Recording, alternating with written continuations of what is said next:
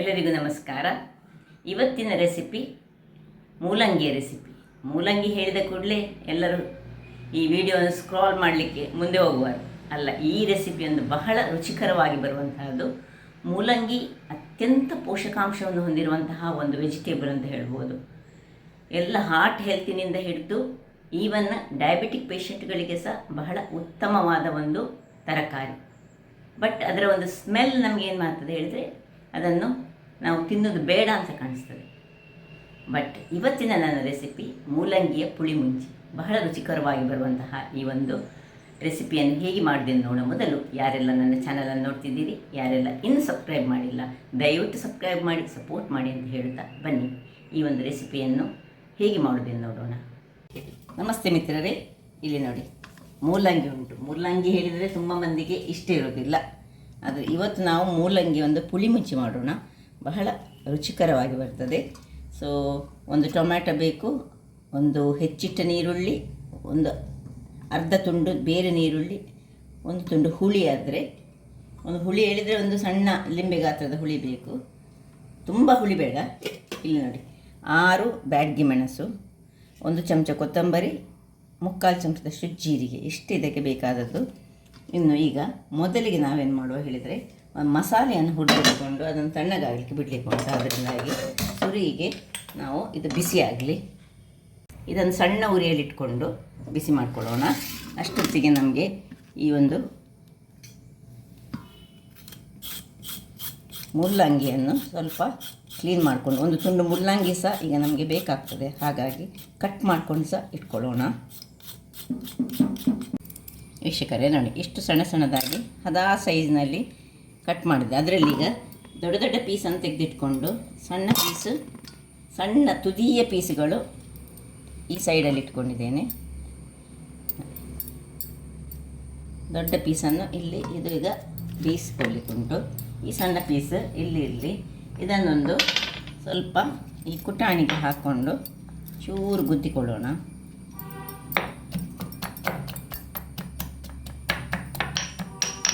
ಹೀಗಿರಲಿ. ಈಗ ಇಲ್ಲಿ ಇದು ಬಿಸಿ ಆಯಿತು ನೋಡಿ. ಈಗ ಇದಕ್ಕೆ 1 ಚಮಚದಷ್ಟು ಎಣ್ಣೆಯನ್ನು ಹಾಕ್ಕೊಳ್ತಿದ್ದೇನೆ. ಇನ್ನು ಸಣ್ಣ ಉರಿ ಇರಲಿ. ಇಲ್ಲಿ ಮೆಣಸು, ಕೊತ್ತಂಬರಿ, ಜೀರ ಇಷ್ಟನ್ನು ನಾವೀಗ ಸಣ್ಣ ಉರಿಯಲ್ಲಿ, ಅದರೊಟ್ಟಿಗೆ ಒಂದು ಕರಿ ಲೀವ್ಸ್,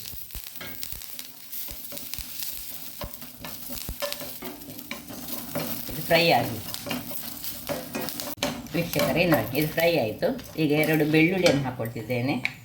ಸ್ವಲ್ಪ ಹಳದಿಯ ಪುಡಿ ಹೀಗೆ ಸಹ ಹಾಕ್ಕೊಳ್ಬೋದು, ಸ್ವಲ್ಪ ಅದು ಇದರಲ್ಲಿ ಬಿಸಿ ಆದರೆ ಒಳ್ಳೆಯದಾಗ್ತದೆ. ಇನ್ನು ಈ ಒಂದು ಟೊಮ್ಯಾಟೊವನ್ನು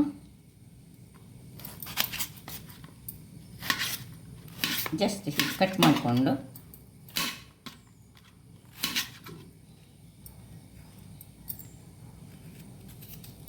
ಇದಕ್ಕೆ ಹಾಕ್ಕೊಳ್ತೀನಿ. ಸಾಕು, ಆಫ್ ಮಾಡಿಕೊಂಡಿದೆ. ಇದು ಆಫ್ ಮಾಡಿಕೊಂಡ ಮೇಲೆ ಟೊಮ್ಯಾಟೊ ಹಾಕಿದರೆ ಸಾಕು. 1 ಟೊಮ್ಯಾಟೊ, ಇಡೀ ಟೊಮ್ಯಾಟೊವನ್ನು ಹಾಕ್ಕೊಳ್ಳೋಣ. ಈಗ ಇದನ್ನು ಕೆಳಗಿಟ್ಟು ತಣ್ಣಗಾಗಲಿಕ್ಕೆ ಬಿಡೋಣ. ಇದೇ ಇದರಲ್ಲೀಗ ಇನ್ನೊಂದು ಬಾಣಲೆಯನ್ನು ಇಟ್ಕೊಂಡು ಬಿಸಿಯಾಗಲಿ. ಇದು ಬಾಣಲೆ ಬಿಸಿಯಾಗುವಾಗ ವೀಕ್ಷಕರೇ, ಇದು ಬಿಸಿ ಆಯಿತು. ಇಲ್ಲಿ ನೋಡಿ, 2 ಸ್ಪೂನಿನಷ್ಟು ಎಣ್ಣೆ, ಇನ್ನು ಸಾಸಿವೆ, 1 ಚಮಚ ಸಾಸಿವೆ, 1 ಚಮಚದಷ್ಟು, 3/4 ಸಾಕು ಜೀರಿಗೆ, ಇಷ್ಟನ್ನು ಹಾಕ್ಕೊಂಡು ಸ್ವಲ್ಪ ಬೇಕಿದ್ದರೆ ನಾವು ಈ ಉದ್ದಿನ ಬೇಳೆಯನ್ನು ಸಹ ಹಾಕ್ಕೊಳ್ಬೋದು. ಇಲ್ಲಿ ಚೂರು ಹಾಕ್ಕೊಳ್ತೇನೆ, ನನಗೆ ಸ್ವಲ್ಪ ಖುಷಿ ಆಗ್ತದೆ, ಇದು ಹಾಕಿದರೆ ಒಳ್ಳೆಯದಾಗ್ತದೆ. ಇನ್ನು ಕರಿ ಲೀವ್ಸ್,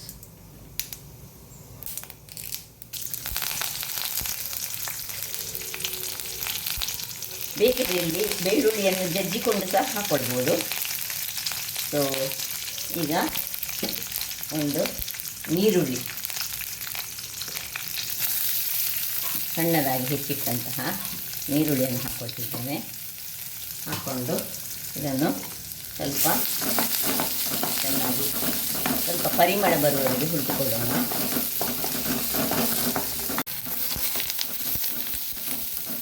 ಈಗ ಒಂದು ಅರ್ಧ ಅಥವಾ ಸಣ್ಣ ಒಂದು ಟೊಮ್ಯಾಟೊ, ಮತ್ತು ಈ ದೊಡ್ಡದಾಗಿ ಹೆಚ್ಚಿಟ್ಕೊಂಡಂತಹ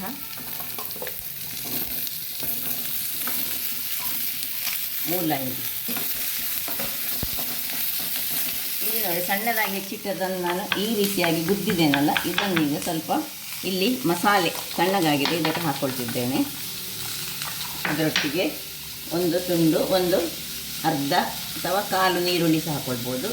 ಇಲ್ಲಿ ಬರುವ ಇದು ಸ್ವಲ್ಪ ಹಸಿ ವಾಸನೆ ಹೋಗುವವರೆಗೆ ಇದರಲ್ಲಿ ಹುರಿದುಕೊಳ್ಳೋಣ. ಈಗ ಇದಕ್ಕೆ ಸ್ವಲ್ಪ ಉಪ್ಪನ್ನು ಹಾಕ್ಕೊಳ್ತಿದ್ದೇನೆ.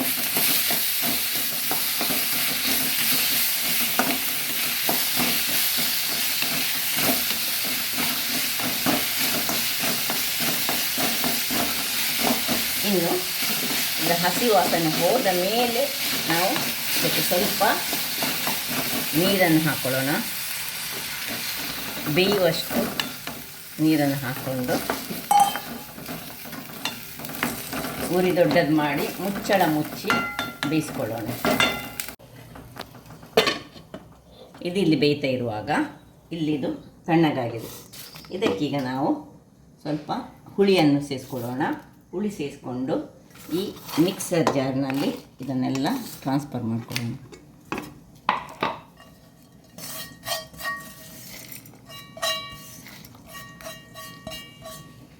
ಸ್ವಲ್ಪ ನೀರನ್ನು ಹಾಕಿ ಒಳ್ಳೆ ನುಣ್ಣಗೆ ಪೇಸ್ಟ್ ಮಾಡಿಕೊಂಡು ತರ್ತೇನೆ. ವೀಕ್ಷಕರೇ, ಇಲ್ಲಿ ನೋಡಿ, ಫೈನಾದ ಒಂದು ಮಸಾಲ ರೆಡಿಯಾಗಿ ಬಂತು. ಈ ರೀತಿ ಮಸಾಲ ಬರಬೇಕು. ನಿಮಗೆ ಕಾಣ್ಬೋದು ಎಷ್ಟು ಕಲರ್ಫುಲ್ಲಾಗಿ ಸಹ ಉಂಟು, ಫೈನಾಗಿ ಸಹ ಉಂಟು. ಈಗ ಇಲ್ಲಿ ಇದು ನೋಡಿ, ನೀರೆಲ್ಲ ಆರಿದೆ. ಇಷ್ಟಾಗುವಾಗ ಇದಕ್ಕೆ ಒಂದು ಸ್ವಲ್ಪ ಬೆಲ್ಲ, ಇದು ಉಪ್ಪು, ಹುಳಿ, ಖಾರ ಎರಡು ಮಿಶ್ರಿತವಾದ್ದು. ಸ್ವಲ್ಪ ನೀರು ಹಾಕ್ಕೊಳ್ತಿದ್ದೇನೆ. ಇನ್ನು ಏನು ಮಸಾಲ ನಾವು ಮಾಡಿದ್ದೇವೆ ಈ ಮಸಾಲವನ್ನು ಇದಕ್ಕೆ ಹಾಕ್ಕೊಳ್ಳೋಣ.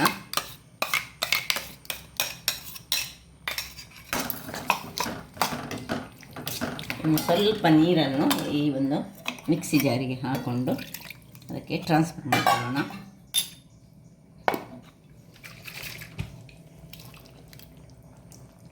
ಈ ಮೂಲಂಗಿ ಹೇಳಿದರೆ ತುಂಬ ಮಂದಿ ದೂರ ಸರಿತಾರೆ. ಹೀಗೆ ಮಾಡಿದರೆ ಸಿಹಿ, ಹುಳಿ, ಉಪ್ಪು ಎಲ್ಲ ಸೇರಿದಂತಹ ಈ ಒಂದು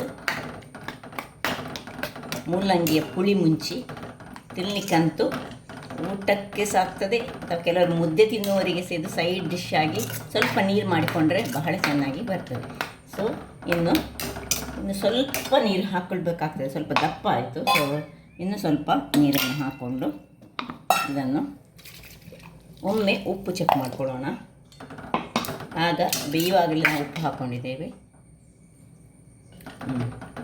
ಉಪ್ಪು ಕರೆಕ್ಟ್ ಉಂಟು. ಮುಚ್ಚಳ ಮುಚ್ಚಿ ಕುದಿಯಲು ಬಿಡೋಣ. ವೀಕ್ಷಕರೇ, ಇಲ್ಲಿ ನೋಡಿ, ಒಳ್ಳೆ ಕುದಿ ಬರ್ತಾ ಉಂಟು. ಹೇಗೆ ರೆಡಿಯಾಗಿದೆ ನೋಡಿ. ಇದನ್ನು ದಪ್ಪದಲ್ಲಿ ಸಹ ಮಾಡ್ಕೊಳ್ಬೋದು. ಇನ್ನೂ ಸಹ ಕುದಿಸಿ, ಅಥವಾ ನೀರಿನಲ್ಲಿ ಸಹ ಮಾಡ್ಕೊಂಡು ತಿನ್ಬೋದು. ಹೇಗೆ ಸಹ ಇದು ಹೆಚ್ಚಾಗಿ ಸ್ವಲ್ಪ ದಪ್ಪದಲ್ಲಿದ್ದರೆ ತುಂಬ ಚೆನ್ನಾಗಿ ಬರ್ತದೆ. ಸಾಕು, ರೆಡಿ ಆಯಿತು. ಇನ್ನೇನಿಲ್ಲ, ಬಹಳ ಟೇಸ್ಟಿಯಾಗಿ ಬರ್ತದೆ. ಯಾರು ಮೂಲಂಗಿ ಹೇಳಿದರೆ ದೂರ ಸರಿತಾರೆ ಅಂಥವರಿಗೆ ಇದೊಂದು ರೆಸಿಪಿ ಸರ್ವ್ ಮಾಡಿ ತೋರಿಸ್ತೇನೆ. ನಾನು ಹೇಳಿದಾಗೆ ದಪ್ಪ ಬೇಕಿದ್ರೆ ದಪ್ಪ ಇಟ್ಕೊಳ್ಳಿ, ತೆಳು ಬೇಕಿದ್ದರೆ ತೆಳು ಇಟ್ಕೊಳ್ಳಿ. ಬಹಳ ಟೇಸ್ಟಿಯಾಗಿ ಬರ್ತದೆ. ಮತ್ತು ಮೂಲಂಗಿಯ ಪೀಸ್ಗಳನ್ನು ತಿನ್ನುವಂತ ಆಗ್ತದೆ. ಯಾಕೆಂದರೆ ಉಪ್ಪು, ಹುಳಿ, ಖಾರ ಎಳ್ದ ಈ ಮೂಲಂಗಿಯ ಪೀಸ್ಗಳು ಬಹಳ ರುಚಿಕರವಾಗಿರ್ತದೆ. ಹಾಗಾದರೆ ನೋಡಿದ್ರಲ್ಲ ವೀಕ್ಷಕರೇ, ನನ್ನ ಈ ಕುಕಿಂಗ್ ಚಾನಲ್ ನಿಮಗೆ ಇಷ್ಟ ಆದರೆ ಬೋಲ್ಡ್ ಸೋನ್ ಚಾನಲನ್ನು ಲೈಕ್ ಮಾಡಿ, ಶೇರ್ ಮಾಡಿ, ಹಾಗೂ ಸಬ್ಸ್ಕ್ರೈಬ್ ಮಾಡಿ. ಹಾಗೂ ನನ್ನ ಇನ್ಸ್ಟಾಗ್ರಾಮ್ ಪೇಜನ್ನು ಫಾಲೋ ಮಾಡಿ. ಧನ್ಯವಾದಗಳು.